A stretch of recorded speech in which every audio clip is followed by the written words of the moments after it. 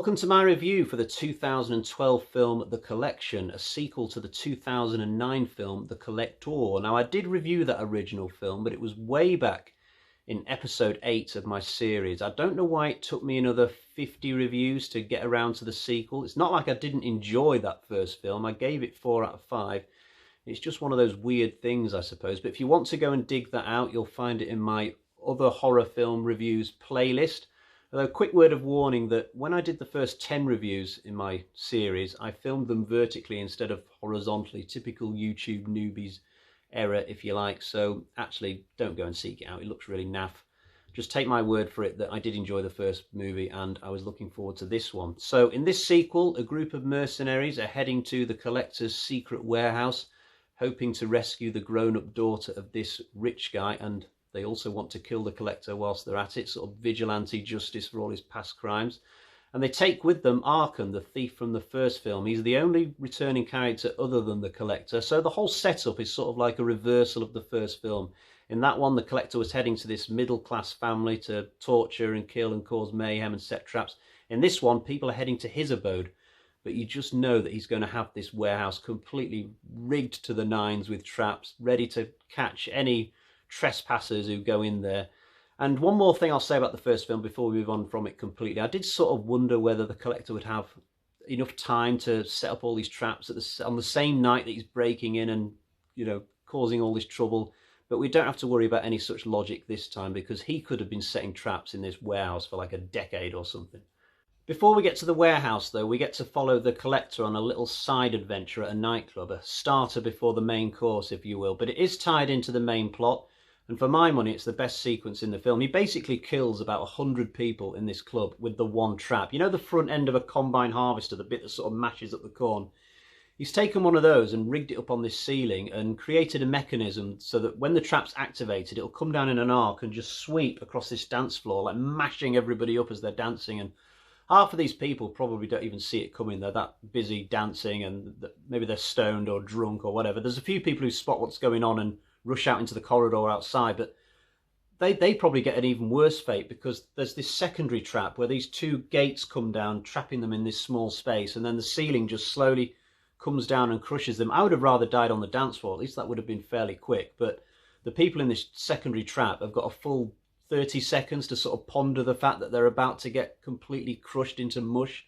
And what makes it even more harrowing is that one of the blonde women who suffer this fate is a character we've just been following for like most of the last 10 minutes as she's arrived at the club with her mates and starting to have a good time. The people who wrote this film their names are Dunstan and Melton. I forget their first names, but they also wrote Saw 5. And in that film, there was a similar trap where this cop got crushed to death with a wall that was going sideways. This one's going down, so clearly this is an idea that they like. They were originally going to use this in Saw 1, but they had to scrap it at the last minute because the budget was so low. They just couldn't film it, and it took them until Saw 5 to finally get around to doing it. So the only thing missing from that dance floor scene, by the way, is a good song for the occasion. And I think Murder on the Dance Floor by Sophie Ellis-Bextor would have been perfect. If you've never heard that song, after this video, type it into YouTube and listen to it and try and imagine the Collector doing his thing in a few clips while the music's playing. It really, really works for me.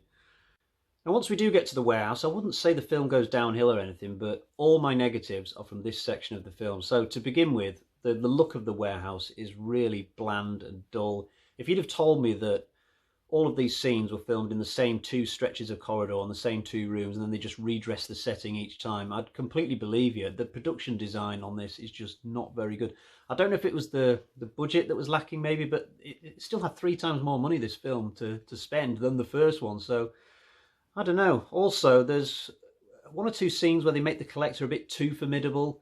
So at one point, he jumps off this ledge with this hook and swings down into the middle of all these mercenaries, does a little bit of a fight, and then hoists himself back up like he's G.I. Joe or something. I'm thinking, don't take it too far. You know, he's scary enough setting his traps and being quite good at fighting. You don't need to make him like Steven Seagal. Although strangely, there's another scene further on where they almost go too far the other way and make him look inept, because he gets this machine gun and he's got 2 attack dogs.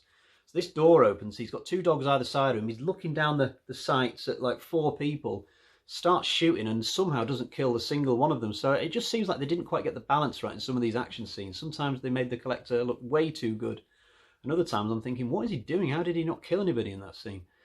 Also, there's this scene where this girl's hiding under these canisters, and to smoke her out, the collector gets these pots with spiders inside them, and they look like tarantulas to me, but he gets a few of them out, sets them free, so they're scuttling under these canisters, and his hope is that the girl's going to see them and scream and give away her location.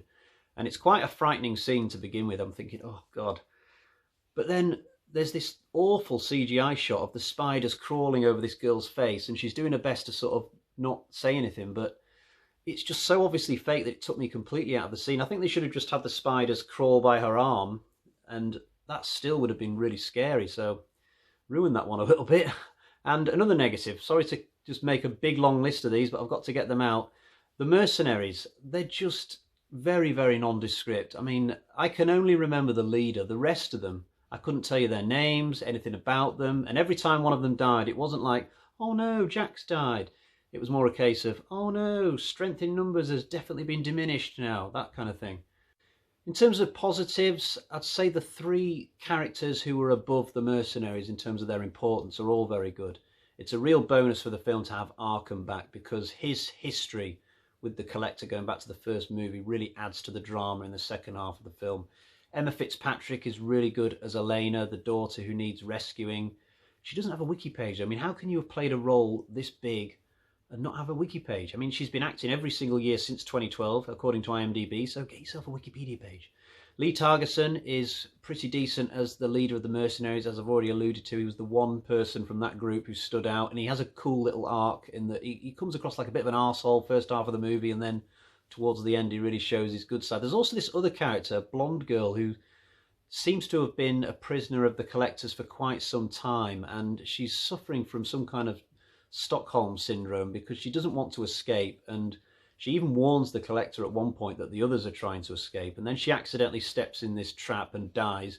And when the Collector comes along and sees her body, you can tell just for a couple of seconds that he looks really sad. So there's an interesting sort of relationship there between captive and captor, but we don't find out anything more about it. Most of the traps you see in the warehouse are pretty decent on the whole. Nothing as good as what you saw in the nightclub. The best one from the warehouse section is probably this one where the Collector's been keeping all these people in cages, and he's tortured them that much that they've lost their minds, and he's drugged them up as well. So when the mercenaries walk into this particular bit, he sets these humans onto them like a bunch of zombies. They just charge for the mercenaries. They've gone completely crazy, and I just thought it was an interesting concept. I mean, if you put me in charge of designing traps for a Collector sequel, the first thoughts that would come into my head would be, spikes, and I'll make them steel, and they'll pop out from somewhere. It wouldn't even occur to me to set humans onto humans that way. So I thought that was a clever bit of writing, definitely. Now, I must confess, I wasn't expecting an entirely satisfying ending. Coming into this, I knew that there was already talks of a third film, so I knew they weren't going to kill him in any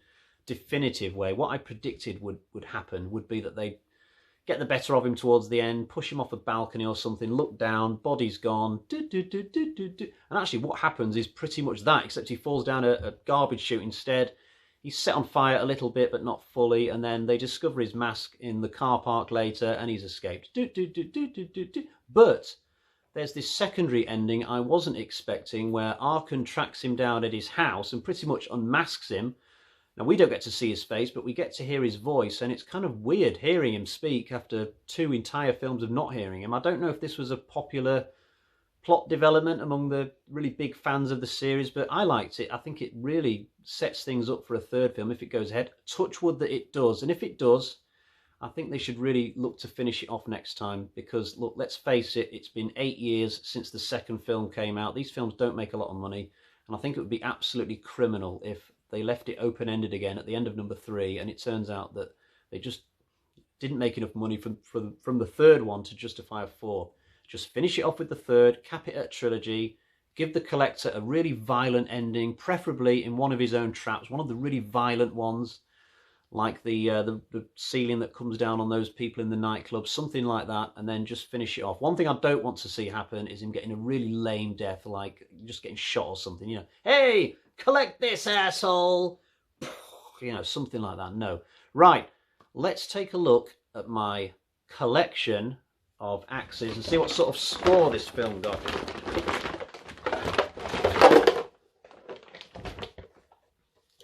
So we've got 1, 2, 3.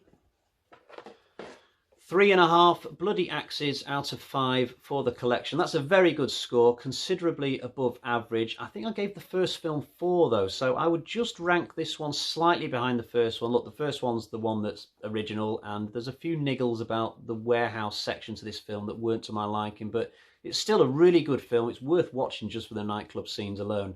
And I can honestly say that if the third film comes out in the cinemas, I would definitely go and see it. It probably won't, it'll probably be straight to video, but I'm definitely going to see it. I do like these movies. So, hope you enjoyed the review. I'll be back for another review very soon. Until next time, I will see you. Don't forget to subscribe. Bye-bye for now.